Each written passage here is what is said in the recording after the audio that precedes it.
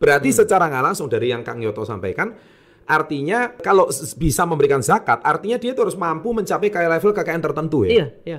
Manajemen. Manajemen. Maka jangan boros, tapi juga jangan pelit.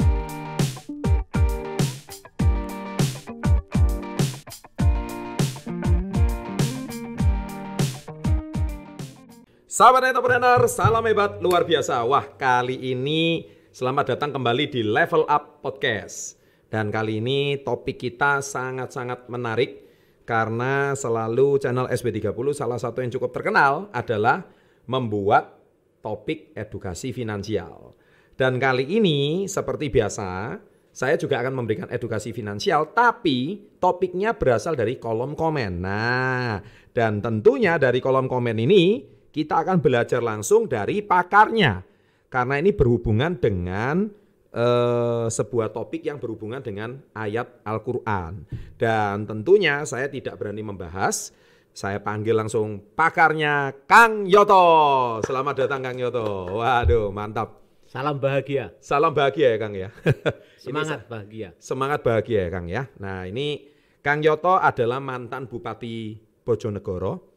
Periode 2008 sampai 2018 ya Kang ya. Betul. Dan beliau dijuluki salah seorang bupati terbaik di Indonesia. Wah keren. Dan Kang Yoto juga seorang ahli agama, seorang ulama dari Muhammadiyah ya Kang ya. Ya. Yang mana dulu pernah kita undang juga di channel Success Before 30. Anda lihat silakan videonya. Dan kali ini kali kedua, karena topik yang saya mau bahas kali ini berhubungan dengan ayat Al-Quran, saya tidak berani membahas. Tapi saya langsung undang Kang Yoto untuk membahasnya. Tapi setelah yang satu ini.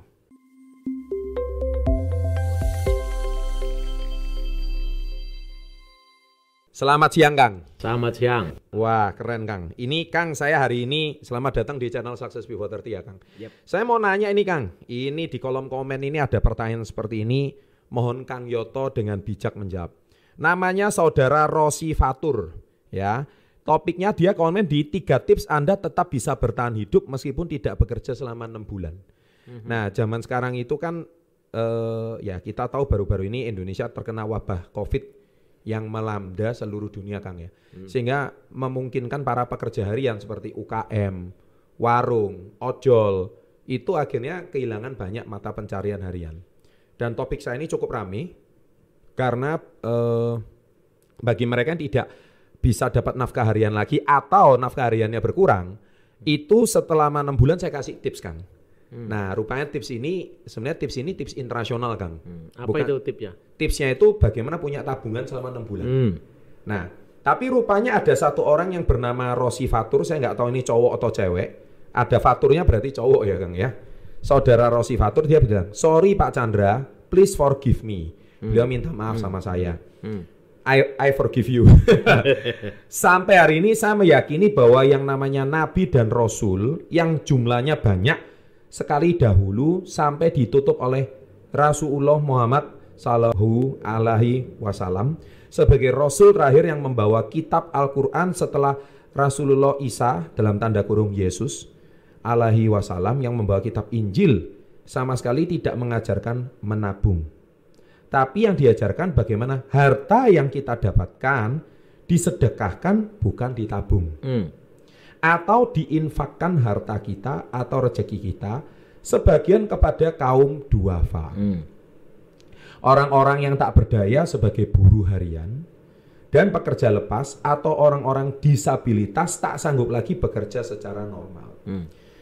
Wahai saudara-saudaraku yang komen di kolom komentar ini, jangan salah paham mengenai video tukang ojol itu, karena saya ada upload video ojol Kang yang kehilangan nafkah hariannya gara-gara kebijakan Jakarta di lockdown atau di karantina wilayah. Dia tidak minta kepada kita, tapi dia minta kepada pemerintah yang mengurusi negara dan rakyatnya. Saya mau bilang kepada Pak Chandra di videonya kali ini, kekayaan Bapak hari ini itu semua ujian. Bapak di hadapan Tuhan Allah Subhanahu Ta'ala di akhirat kelak. Dan hidup ini adalah pilihan, tidak memilih pun adalah pilihan. Jadi saran saya sebaiknya Bapak memilih bersedekah atau berinfak, bukan menabung. Ayo galakkan bersedekah. Nah komentar beliau ini adalah satu dari sekian ratus ribu komen Kang di channel kami, yang mana beliau tidak setuju menabung, tapi beliau lebih setuju sedekah.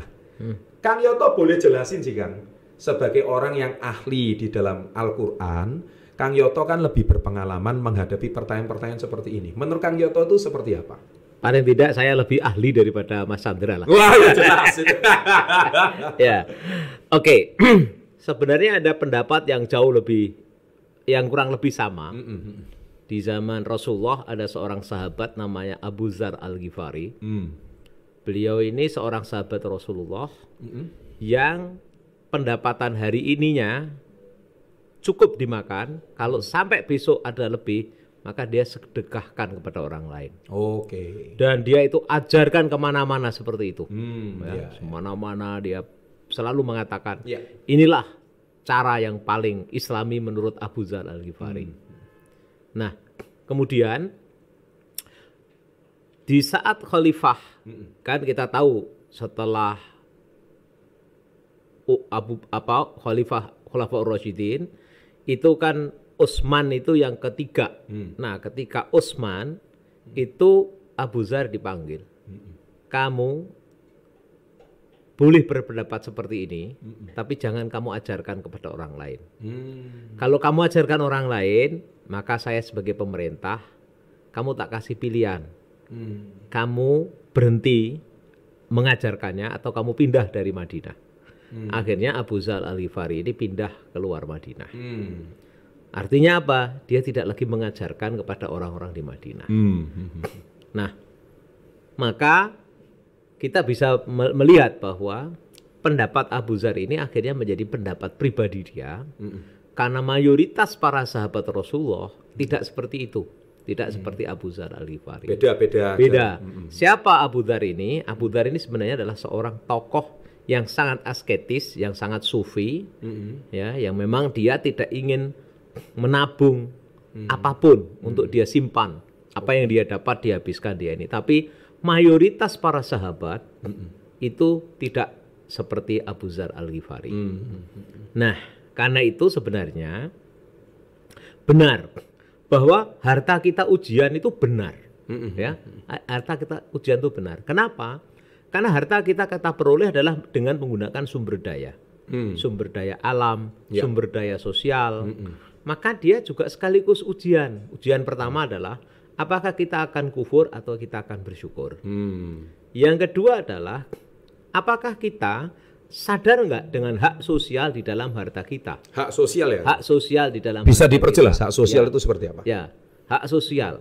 Nah, hak sosial itu adalah bahwa di dalam harta kita itu ada hak milik orang lain. Oh, ada Ya. hak milik orang lain. Dulu yang namanya milik orang lain itu dibayar dengan cara zakat. Zakat. Khud min amwalihim sodaqoh.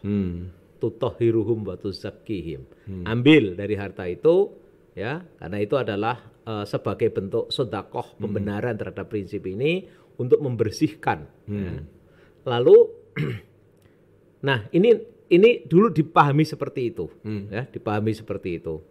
Nah, bahwa kita di dalam Islam misalnya bahwa dari mana kok tiba-tiba saya berani berkesimpulan bahwa kita harus juga bisa nabung.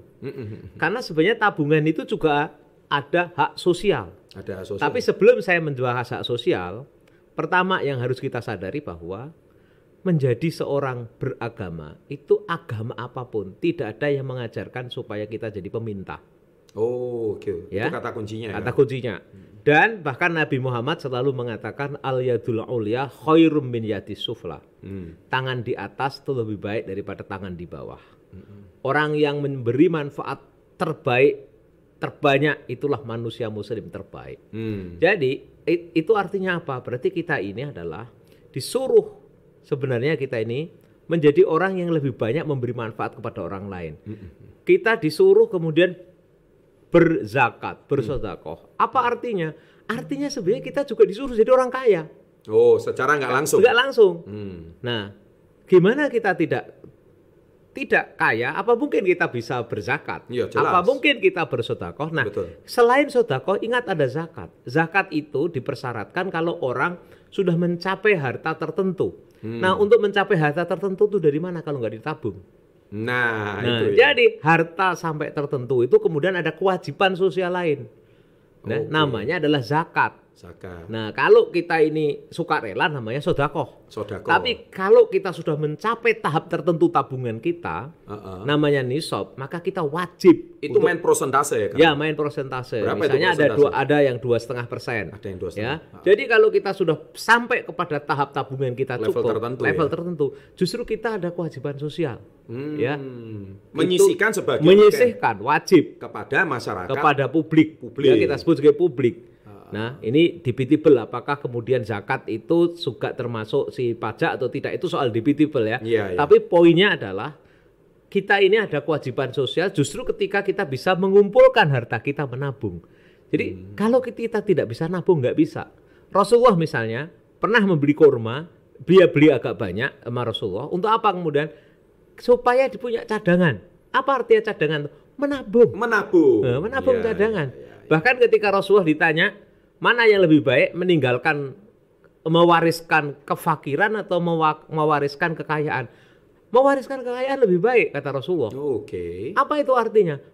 Gimana kita mau kaya kalau kita nggak punya tabungan? Betul. Karena kekayaan itu sebenarnya adalah fungsi lain daripada tabungan. Ketika ditabung dia menjadi kekayaan. Berarti gini Kang, jadi intinya kata-kata yang saya perhatikan di kolom komen, selalu mereka menganjurkan untuk sodakoh atau sedekah. Dan bahkan setiap saya buat topik menabung atau edukasi finansial, tidak sedikit yang komen, Pak Chandra jangan lupa sedekah. Pak Chandra jangan lupa sedekah. Padahal konten saya tentang sedekah itu ya juga nggak sedikit loh kan. Cuman orang-orang ini seolah-olah, saya ini seolah-olah mengajarkan cuman di topik menabung kekayaan secara harta dunia, tapi tanpa mereka tidak melihat itu bahwa saya juga mengajarkan sedekah. Berarti secara nggak langsung dari yang Kang Yoto sampaikan, artinya kalau bisa memberikan zakat, artinya dia itu harus mampu mencapai level kekayaan tertentu ya. Iya. Lah itu butuh tabungan kan Kang ya? Betul. Loh, bahkan di dalam Al-Qur'an itu diajarkan bagaimana agar kita jangan boros. Alladzina idza anfaqu lam yusyrifu wa lam yaqturu wa kana baina dzalika qawama. Itu artinya apa? Tidak boros juga tidak pelit. Itu adalah sedang-sedang. Bahkan wala taj'al yadaka maghlulatan ila unukik. Itu artinya apa? Jangan kau tanganmu kamu bondo begini, atau kamu wala tabsutha kulal basat, kamu buka selebar-lebarnya, karena kamu nanti fatang udah malu memaksul, kamu akan tercelak setelah itu. Kalau kamu nggak miskin, nggak punya apa-apa, nasibmu akan tercelak, kira-kira gitulah. Jelas. Nah, apa artinya? Manajemen. Maka jangan boros, tapi juga jangan pelit. Ya, jangan boros dan jangan pelit. Nah, lalu di mana? Kalau nggak boros dan nggak pelit kan berarti ada yang disimpan. Nah, nyimpan itu apa namanya? Nabung. Nabung. Iya. Dan dalam konteks publik di Al-Qur'an, saya kira di Alkitab yang lain sama. Yaitu cerita tentang Nabi Yusuf. Nabi Yusuf itu kan di Mesir. Cerita ini diabadikan dalam berbagai Alkitab termasuk Al-Qur'an. Akan ada 7 masa yang surplus, tapi ada 7 masa lagi yang akan minus. Ketika surplus bukan dihambur-hamburkan, dibagi-bagikan, tapi kemudian disimpan, ditabung, lalu kemudian untuk menghadapi masa krisis. Nah, itu dilakukan oleh Nabi Yusuf alaihissalam. Nah, cadangan darurat itu tadi. Cadangan darurat seperti bahasa itu. Sekarangnya cadangan darurat. Nah, kalau zaman dulu itu simpanan ya. Simpanan. Bukankah nabung itu salah satu fungsinya juga cadangan darurat? Betul. Supaya kalau kita ada krisis seperti ini, nggak punya pendapatan, kita bisa save hidup kita, tidak menjadi beban orang lain. Betul. Supaya kita tidak jatuh dalam kefakiran. Dan kata Rasulullah, kadal fakru ayyakuna kufron. Orang yang fakir itu sudah mendekati kekufuran sebenarnya. Oke. Nah, betul bahwa di balik harta kita selalu ada ujian. Ujian kita bersyukur atau tidak, dan ujian bisa menggunakan harta dengan baik atau tidak. Nah, sedekah itu sebenarnya adalah sebagian dari fungsi sosial ketika kita punya harta. Oke. Nah, sekarang ada fungsi lain, tapi kita jelaskan nanti. Nanti dijelaskan. Wah, jadi gini Kang. Berarti di zamannya Nabi Muhammad, itu mungkin kata menabung itu sudah ada nggak sih? Misalkan kayak kalau zaman sekarang kan ada bank, ada tempat koperasi, ada tempat menyimpan dana tunai.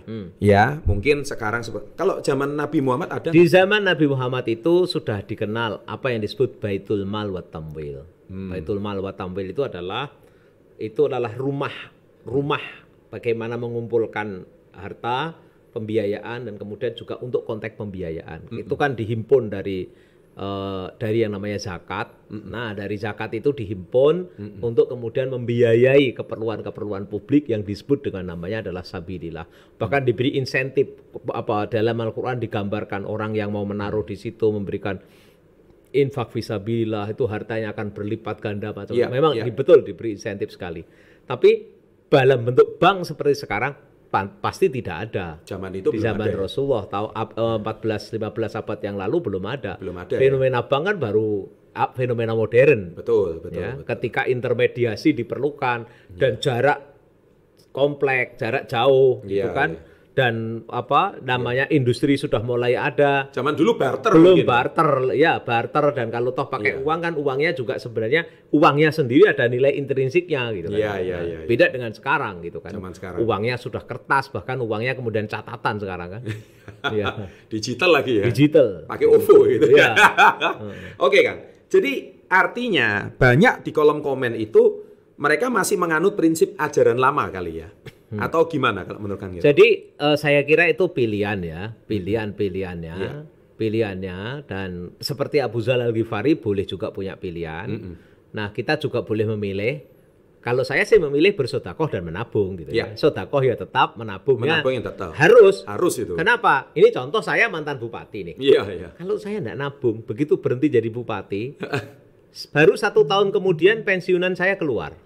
Pensiunan saya sebagai bupati 10 tahun, Rp1.847.000. Saya nggak bisa hidup loh. Nggak bisa hidup. Lah. Kalau anak masih sekolah gimana ya? Nggak bisa loh. Nggak bisa Sekolahkan anak. Apa saya nggak dolim? Iya. Saya justru menzalimi keluarga saya. Oh iya. Kenapa? Karena hak-hak keluarga saya sudah saya tanggung jawab sebagai ayah nggak bisa. Nggak bisa. Saya sudah mengambil hak mereka. Jelas. Karena saya berikan kepada publik. Betul. Setelah itu saya nggak punya apa-apa. Nah, makanya saya harus nabung. Untuk apa? Iya. Saya harus punya tabungan. Minimal tabungan itu kalau saya perlu cari kerja lagi, itu cukup buat menopang hidup saya sampai saya dapat pekerjaan tanpa harus merepoti orang lain ya? Betul.